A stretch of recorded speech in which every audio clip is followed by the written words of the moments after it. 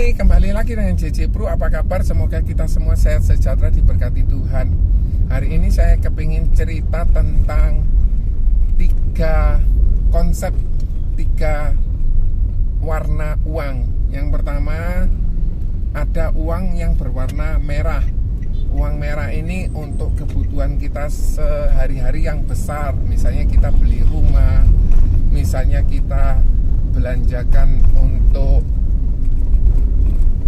liburan dan hal-hal yang lain besar, beli mobil, beli aset dan lain sebagainya. Itu kita pakai uang merah. Karena uang merah itu konsepnya uang yang besar. Uang yang besar itu kita pakai untuk pembelian supaya kita bisa mendapatkan, misalnya kita tabung, kemudian kita belikan aset. Ada juga orang yang beli aset dengan DP, kemudian dia nyicil, boleh-boleh juga. Ada juga orang yang nggak mau DP, nggak mau kredit, dia mau langsung tunai, boleh. Tetapi ingat, harga rumahnya bisa naik terlebih dahulu, sembari dia mengumpulkan uang yang harus dibelanjakan akan lebih banyak kalau nunggu uangnya terkumpul. Yang kedua adalah uang hijau. Uang hijau itu uang untuk kita belanjakan. Misalnya kita belanjakan belanja makan, kita belanjakan untuk uang sekolah, untuk uang transport, mungkin untuk jajan dan lain sebagainya. Tetapi jangan lupa, dua-dua ini tetap kita perlukan. Nggak boleh kita cuma punya uang merah saja. Kita nggak bisa belanjakan semua kebutuhan kita untuk aset, nggak bisa. Tapi kita juga nggak bisa belanjakan uang kita untuk kebutuhan hidup kita saja, nggak bisa. Jadi harus diatur dengan baik. Kombinasi dua ini harus diatur dengan baik. Yang ketiga, warna uang itu biru.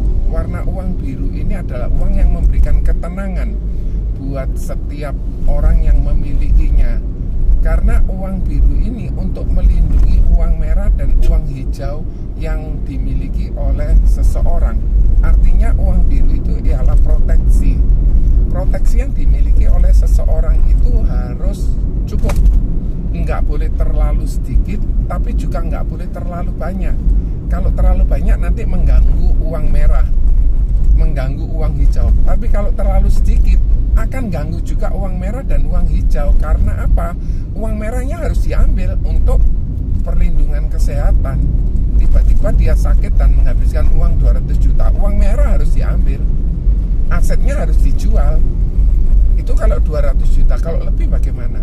Dan sedangkan dia nggak punya cadangan yang lain. Itu juga berbahaya. Karena sebagai contoh, dia punya aset ini harganya 1 miliar. Dia butuh untuk dana berobat 200 juta. Saat dia butuh dana berobat 200 juta, dia nggak punya uang cadangan yang lain, terpaksa aset yang dibeli dari uang merah tadi harus dijual. Dan jualnya untuk supaya cepat, karena kan saat seseorang sakit kan butuh lebih cepat, bukan bisa ditunda, harus cepat kita bisa mendapatkan uang tersebut. Nah, untuk bisa jual aset yang seharga 1 miliar, kondisi sekarang, kondisi pandemi ini, kondisi COVID ini, kondisi yang mungkin orang menahan uangnya, bukan berarti orang tidak punya uang ya, tapi dia menahan uangnya, dia berusaha untuk mencari aset yang murah. Nah, aset yang 1 miliar tadi kita peroleh, kita harus jual, mungkin rugi 10%, tapi tidak laku. Misalnya dijual 900 juta tidak laku, dijual 800 juta tidak laku, mungkin dijual 700 juta baru laku. Dan di situ ada potensi kerugian 30%, 300 juta hilang. Kenapa? Karena dia butuh uang cepat. Nah, setelah dia dapatkan uang 700, dia harus belanjakan uang ini untuk dana berobat tadi, sehingga uangnya sisa 500.